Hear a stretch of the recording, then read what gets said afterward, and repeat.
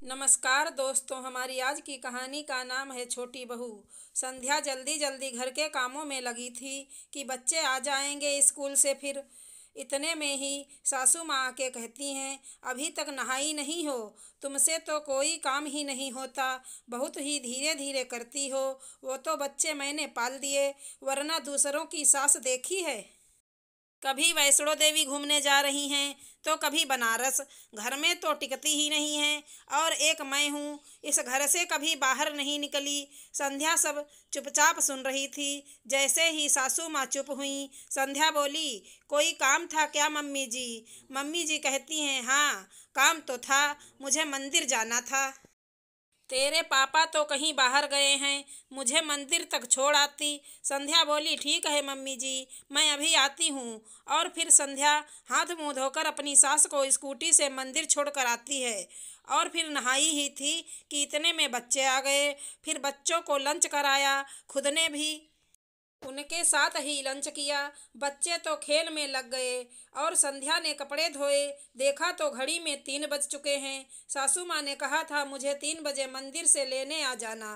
फिर संध्या उनको लेके आई। इतने में ही शाम की चाय का वक्त हो गया। फिर सबके लिए चाय बनाई, फिर बच्चों का होमवर्क और फिर वहीं शाम का खाना। इस तरह सारे दिन संध्या को फुर्सत ही नहीं मिलती। खड़े खड़े इतना काम करते करते संध्या के पैरों में दर्द होना शुरू हो गया, पर बेचारी किसी को कुछ ना बोलती। और फिर अगला दिन उसी काम से शुरू हुआ। उसकी सासू माँ कहती है, काम तो तेरा दिन भर ही चलता रहेगा, पहले मेरे पैरों में तेल मालिश कर दे, बहुत दर्द है। संध्या मन ही मन सोच रही थी, दर्द तो मुझे भी बहुत है, आज मैं भी मालिश करूंगी अपनी पैरों की। और तेल मालिश करके फिर संध्या घर के कामों में लग गई। संध्या के देवर की शादी भी सर पे आ रही। संध्या काम भी करती और शादी के इतने काम।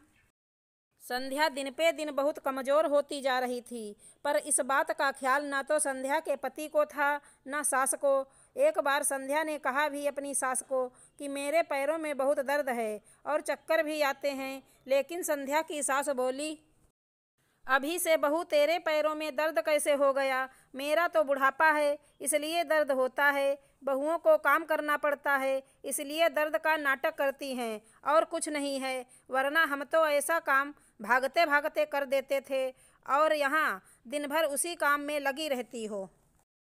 संध्या अपनी सास की बात सुन चुपचाप अपनी किचन में चली गई।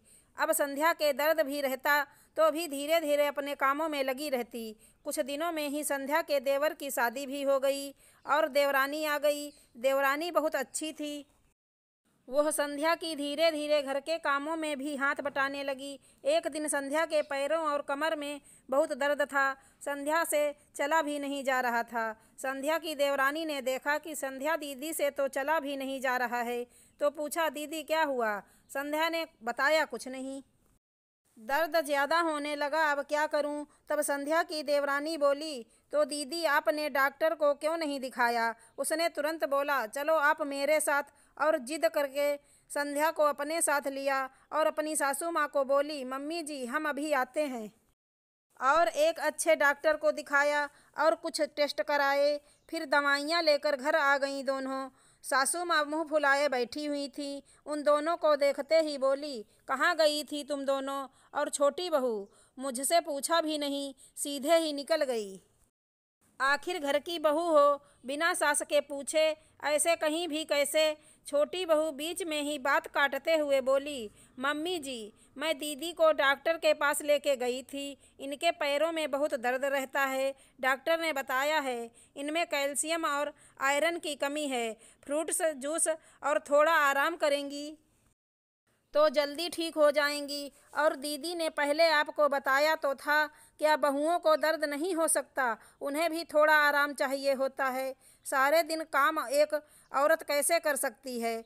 और घर का एक सदस्य इतने दर्द से परेशान हो तो दूसरों को चैन कैसे मिल सकता है? मुझसे तो कभी मामूली सा भी दर्द सहन नहीं होता। और दीदी तो काफ़ी दिनों से परेशान थी और चुपचाप सहन कर रही थी। छोटी बहू की इतनी बातें सुनकर सासू माँ तो चुप हो गईं, और उन्हें अब तक समझ में आ चुका था कि दर्द तो दर्द ही होता है, वो किसी को भी हो सकता है। दर्द बहू या सास बुजुर्ग जवान देखकर नहीं होता है। और फिर संध्या आराम करने अपने कमरे में चली गई। आशा करती हूँ हमारी कहानी अच्छी लगी होगी। धन्यवाद दोस्तों।